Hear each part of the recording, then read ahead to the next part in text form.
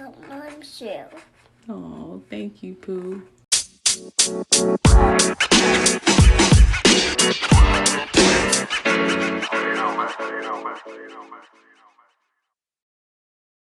Hey, everybody. You're here for another episode of Journey from Infertility. It's Lindsay, and I hope you guys had a great week. I am a day late and a dollar short in regards to this episode, so please forgive me. Um, but I'm here. So I wanted to bring up one of the symptoms, or one of the things that from while I was pregnant with Lauren. I did suffer from preeclampsia, and it was not anything that I was hoping to exhibit while pregnant. So I wanted to kind of give this information up because it's one of the things that a lot of women, especially African American women, suffer from.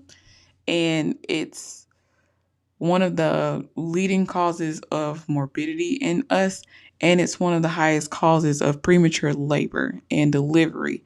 And the only way to make preeclampsia go away is to deliver the baby. So, I just want to kind of explain what it is. So, it's a serious condition in which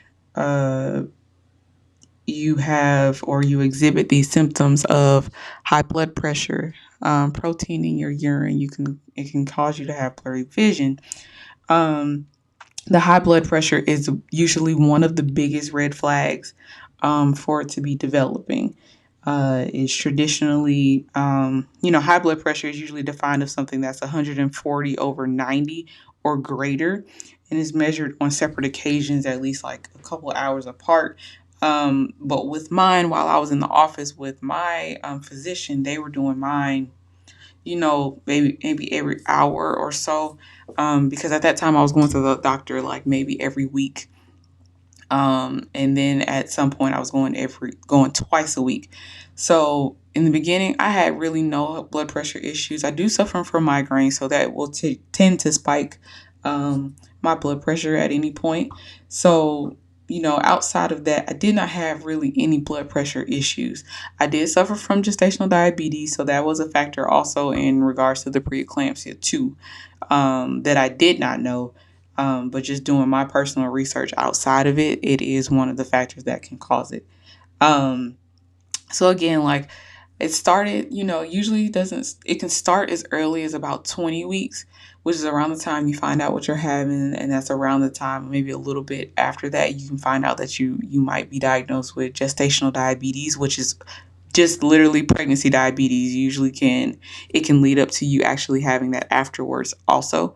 Just having diabetes after that, after the pregnancy. But 9 times out of 10, it goes away. But it is something to look out for when you do that.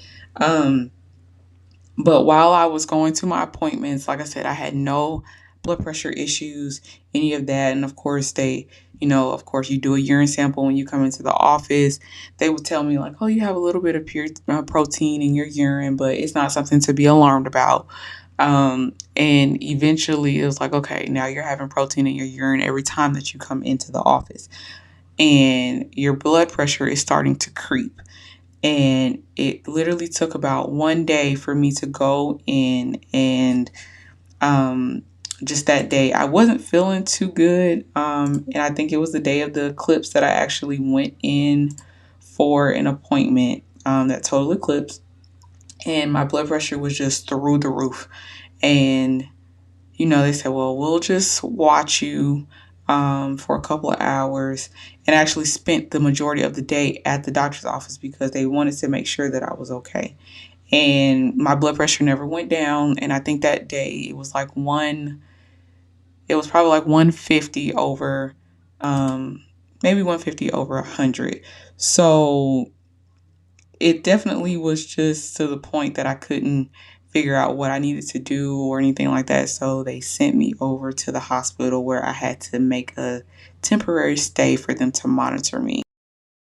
Well, once they admitted me, they had me go through this whole process of where I had to give urine samples. I had to literally pee in this bucket, or I had to obtain my urine every so often. Every time that I went to the bathroom, I had to go and put it in this bucket. And then they collected this for like 24 hours, pretty much, to see how much is in, how much protein and stuff is in my urine.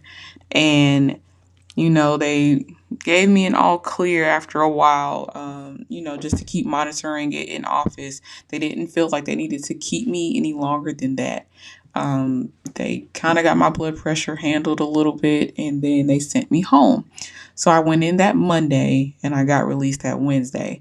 And they told me to go to my usual appointment on that Thursday and let the doctor's office go from there. So I go in Thursday. My blood pressure is higher than it was the day before. So it's like 155 over 100. So they're like, oh, no, you need to go back. So I wound up going back to the hospital, and then I was in the hospital until I delivered. So I was in the hospital probably another week before another week or so before I delivered. So I went a whole week in the hospital. They had to modify my diet. I was on bed rest. I could not walk around. I couldn't do anything. I just literally had to stay in my bed. And if I needed to go somewhere, like, I literally had to be wheeled around the hospital. And that was very rare that I did even be able to go out of my room. So at that point, the following week comes about. I would think I was about 36 weeks at that point. And so they were saying that my protein in my urine is going up, and, at this point we're risking liver damage. So we're just going to have to go ahead and deliver. So again, delivery is the only option to stop the preeclampsia. And so to prevent the liver damage, they went ahead and induced me. They gave me half of a tiny pill and induced my labor. Woke up the next morning, they gave me the other half of the pill. And I mean, literally, the pill is probably the size of my nail, and my nails are very short. So it was to the point that, I'm going through labor. I'm enduring these contractions. I've never gone through this before, without an epidural. And they told me that I can only get the epidural once I get up to a certain point. And they were saying I can only get it when I get up to about 8 centimeters. And at that point, it was terrifying for me because I had never gone through this. Of course, I'm having to endure these contractions. I've never had to go through this. And then all of a sudden, the doctor or my midwife came in and she was like, "Are you okay?" And I'm like, "Yeah, why?" She was like, "Well, your blood pressure is going up again." And like I said, my blood pressure had been maintained since I had been in there. And now all of a sudden the baby's heart rate is going down. So I'm pretty much at the point they're like, okay, no, we have to go and take you now. We have to go and do an emergency C-section. So I'm thinking that I'm going to deliver my baby vaginally, the usual process. And all of a sudden my world just turns upside down. So this preeclampsia stuff is not a joke. And again, with African American women, this is one of our highest mortality issues because we suffer from it the most. And when we start to complain about it, nobody tends to believe what's going on. Or in general, with our healthcare, there is always something that keeps people from taking care of us the way that we need to take care of. So when I say that, I hope that you have somebody who advocates for you when you can't advocate for yourself. Please do. I don't care if it has to be a family member, if you got to get you a doula. Make sure that you have somebody who has your mind and your wishes embedded in them so they can advocate for you when you can't advocate for yourself. There's so many women who have died from this. There's so many women who have complained about other issues, and they just haven't been able to get the right care that they deserve because they don't believe what we say, because we have this high tolerance of pain. But we're not joking. We're telling you that we need help, and we got to start advocating for ourselves. But I just want you to be aware that this preeclampsia situation is something serious, and just try to do the best you can with monitoring your symptoms at all costs. Again, so some signs and symptoms to look for are the high blood pressure, the protein in your urine. Just make sure that you tell them when they do those protein checks, like, ask them what your protein level is. um, every time that they do it, because usually with pregnancy they're gonna take your urine every time that you come into the office. I know I did because I was high risk, so they had no choice but to take mine, because of all of my previous losses. If you experience any swelling, so if you experience any swelling in your hands, in your feet, in your legs, sometimes even in your face, around your eyes, anything where edema can pop up, make sure that you start letting them know that. If you start experiencing any headaches, if they're any dull, if they're severe throbbing, anything that's migraine like, tell them, because that was one thing that I suffered from anyway. But I have already had migraines prior to pregnancy, so that was something that I did not know that was a symptom, because that's something that I already experienced. If you experience any nausea or vomiting, mid pregnancy, like, morning sickness usually shouldn't go after the first trimester. And usually it pops up again, like they say. Sometimes it pops up again in your third trimester, but that's not really normal. Just let them know. If you're experiencing any abdominal pain or any shoulder pain, let them know.